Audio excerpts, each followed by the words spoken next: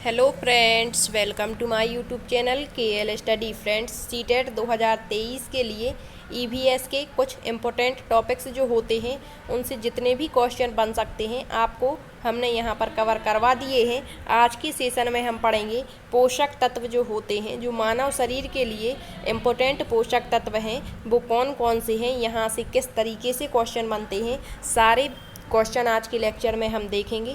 इससे पहले हमने आपको मानव आवास मतलब कहाँ पर किस प्रकार के घर होते हैं, इस पर जितने भी क्वेश्चन बन सकते थे सारे करवा दिए हैं। इसके बाद प्रसिद्ध चित्रकारियों पर क्वेश्चन करवाए हैं, पशु पक्षियों पर बनने वाले सारे क्वेश्चन आपको करवा दिए हैं। इसके बाद भारत के मैप से बनने वाले क्वेश्चन, जैसे पूछ लेता है कि किसके पड़ोसी राज्य कौन कौन से हैं, अरब सागर से कौन कौन से राज्य लगते हैं, और अदर क्वेश्चन। ठीक है। इसके बाद आपको जो राष्ट्रीय उद्यान से पिछली बार काफ़ी क्वेश्चन बने हुए थे, तो जितने भी इम्पोर्टेंट क्वेश्चन हो सकते थे वो सारे आपको करवा दिए हैं। आज के सेशन में हम देखेंगे पोषक तत्वों से क्या कुछ क्वेश्चन बनते हैं, और यहाँ पर जो विटामिन्स होते हैं, विटामिन्स का किस विटामिन का रासायनिक नाम क्या है, किसकी कमी से कौन सा रोग हो जाता है, किसका प्रमुख स्रोत क्या होता है, यहाँ से काफ़ी क्वेश्चन पूछे जाते हैं। तो आज के सेशन में हम सारे क्वेश्चन देखेंगे, बस आप अंत तक बने रहेंगे तो हर एक क्वेश्चन आपको आसानी से समझ में आ जाएगा। ठीक है।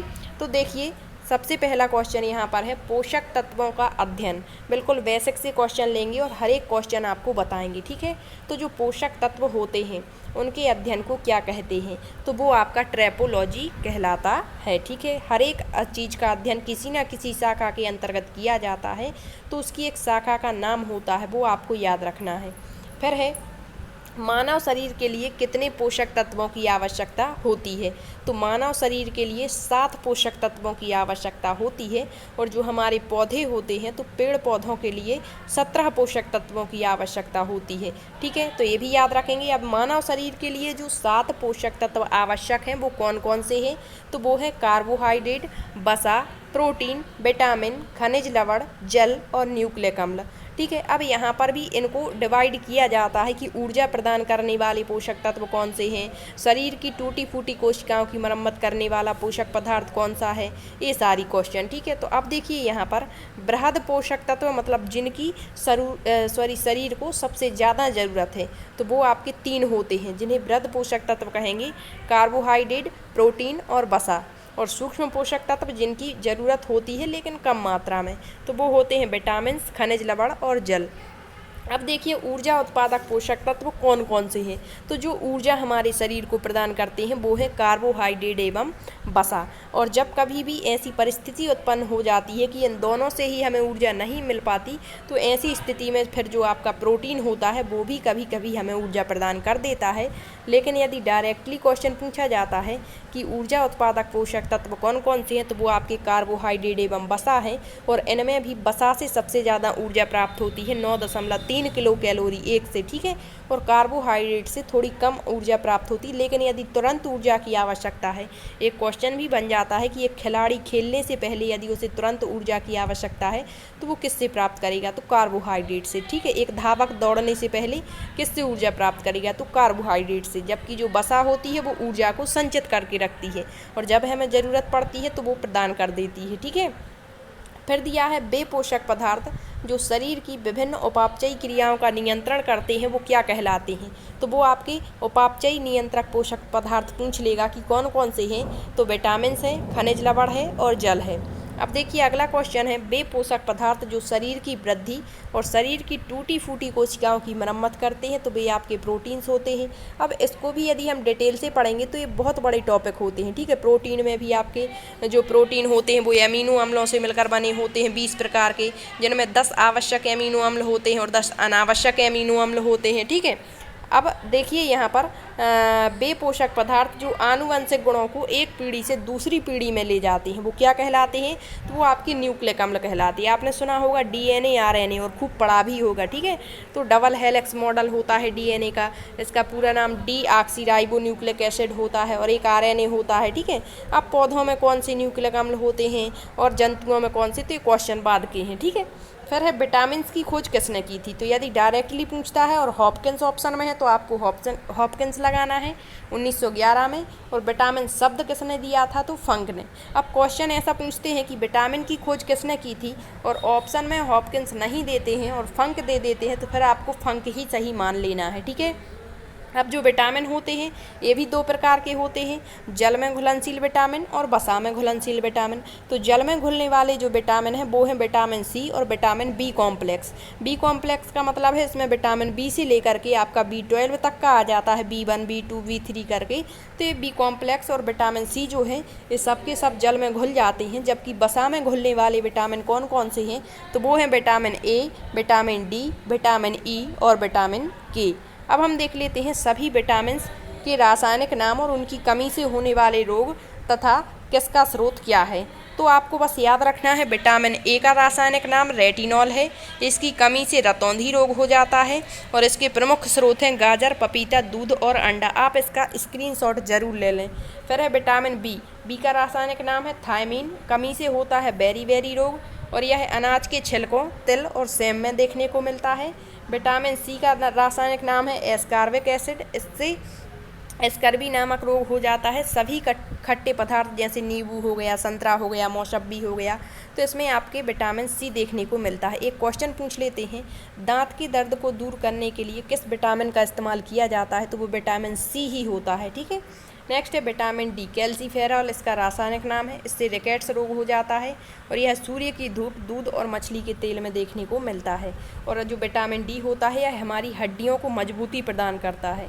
नेक्स्ट है विटामिन ई, जिसे सुंदरता का विटामिन कहते हैं। इसका रासायनिक नाम है टेकोफेरॉल। नपुंसकता, जिसे बांझपन कहते हैं, इसकी कमी से होता है।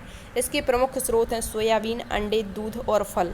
नेक्स्ट है विटामिन के। इसका रासायनिक नाम है फ्लोक्विनोन। इससे रक्त का थक्का नहीं बनता है। यह टमाटर और आंतों से उत्पन्न होता है। तो दो विटामिन हैं आपका, विटामिन डी और विटामिन के, जो आपके शरीर के अंदर ही निर्मित होते हैं। बाकी आप बाह्य पोषक जो खाद्य पदार्थ होते हैं उनसे इनको प्राप्त करते हैं। नेक्स्ट क्वेश्चन पूछते हैं, विटामिन B12 का रासायनिक नाम क्या है? तो साइनोकावालामिन इसका रासायनिक नाम है। अंडे के अंदर कौन सा विटामिन अनुपस्थित होता है? तो सभी विटामिन पाए जाते हैं विटामिन डी को छोड़ करके। इसी तरीके से पूछ लेता है कि दूध के अंदर कौन सा विटामिन अनुपस्थित होता है? तो सभी विटामिन इसमें होंगे, विटामिन सी नहीं होता है दूध में, ठीक है। नेक्स्ट है, किस विटामिन को संक्रमण विटामिन कहा जाता है? तो विटामिन ए को संक्रमण विटामिन कहा जाता है। कैसा संक्रमण?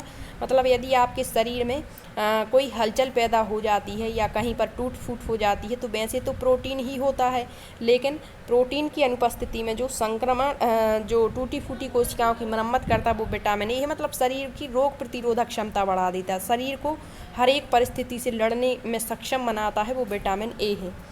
फिर दिया है, मानव शरीर को तुरंत ऊर्जा किस पोषक पदार्थ से प्राप्त होती है? तो अभी बताया, कार्बोहाइड्रेट से। मानव शरीर में कुल ऊर्जा का टोटल 100% होता है, तो कुल ऊर्जा का कितना परसेंट भाग कार्बोहाइड्रेट देता है? तो 50 से 75%। और 1 ग्राम ग्लूकोज के ऑक्सीकरण से कितनी ऊर्जा प्राप्त होती है? तो 4.2 किलो कैलोरी, ठीक है। नेक्स्ट है, एक धावक ट्रैक पर दौड़ने से पहले, एक खिलाड़ी खेलने से पहले तुरंत ऊर्जा के लिए किस पोषक पदार्थ का सेवन करेगा? तो कार्बोहाइड्रेट का, ठीक है, और ग्लूकोज के रूप में करता है। नेक्स्ट है, मानव शरीर के अंदर कार्बोहाइड्रेट किस रूप में ग्रहण किया जाता है? तो ग्लूकोज के रूप में। कार्बोहाइड्रेट प्राप्ति के प्रमुख स्रोत क्या हैं? तो ये सभी अनाजों में पाया जाता है, जैसे गेहूँ हो गया, मक्का हो गया, चावल हो गया, ठीक है। सभी फलों में, और फलों में सबसे ज़्यादा जो है वो आपके आम में देखने को मिलता है, सभी सब्जियों में, हरी सब्जियों में, ठीक है। प्रकृति के अंदर सबसे मीठी शर्करा कौन सी है? तो फ्रक्टोज होती है। अब जो आपके कार्बोहाइड्रेट हैं वो 3 प्रकार के होते हैं, मोनोसैकेराइड, डाइसैकेराइड, पॉलीसैकेराइड। तो इनके उदाहरण पूछ लेते हैं कि कौन सा मोनोसैकेराइड है या नहीं है, ठीक है। तो मोनोसैकेराइड में आपका ग्लूकोज, गैलेक्टोज और मैनोज आ जाता है। फिर 2 या 2 से अधिक मोनोसैकेराइड के अणुओं से डाइसैकेराइड बनता है, तो इसमें माल्टोज, सुक्रोज और लैक्टोज आ जाता है। पॉलीसैकेराइड में आपका स्टार्च, ग्लाइकोजन और काइटिन आ जाता है, ठीक। नेक्स्ट है, प्रोटीन कितने अमीनो अम्लों से बना है? तो 20, जिनमें से 10 आवश्यक अमीनो अम्ल है और 10 अनावश्यक है। मानव शरीर का कितने % भाग प्रोटीन है? तो 15%। सभी प्रोटीनों में क्या पाया जाता है? तो आपका नाइट्रोजन पाया जाता है।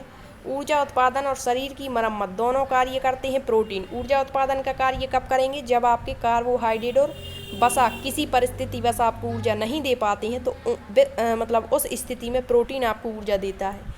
प्रोटीन की कमी से 2 रोग हो जाते हैं, मरासमस और क्वाशीरियोरकर। इम्पोर्टेंट है क्वेश्चन। सबसे ज़्यादा प्रोटीन सोयाबीन, लगभग 42%। ये हर बार पूछ लेते हैं क्वेश्चन। सर्वाधिक मात्रा में प्रोटीन की आवश्यकता किसे होती है? तो एक छोटे बच्चे को, एक पहलवान को और एक गर्भवती महिला को। रक्त का लाल रंग किस कारण से होता है? तो हीमोग्लोबिन के कारण से। एक कार्यशील महिला को प्रतिदिन कितने ग्राम प्रोटीन की आवश्यकता होती है? तो 45 ग्राम। ये इम्पोर्टेंट क्वेश्चन है, पिछली बार पूछा गया था। प्रोटीन के प्रमुख स्रोत भी पूछे गए थे और ऑप्शन आपके जो है ग्रुप में दिए गए थे। सोयाबीन, दालों, मूंगफली, मांस, मछली में प्रमुख रूप से प्रोटीन पाया जाता है। कौन कौन से खनिज दांतों और हड्डियों को दृढ़ता प्रदान करते हैं? तो कैल्शियम एवं फास्फोरस दांतों और हड्डियों को दृढ़ता प्रदान करते हैं। ठीक है, तो जो आपके पोषक तत्व हैं, इनसे जितने भी क्वेश्चन बन सकते थे आपके साथ यहाँ पर डिस्कस किए।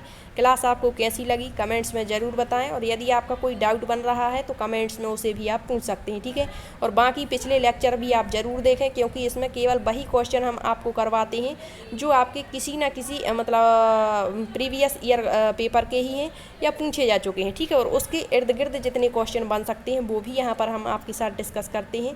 तो आप क्लासें ज़रूर देखें, आप प्लेलिस्ट में जाकर सारी क्लासें देख सकते हैं। ठीक है, थैंक यू।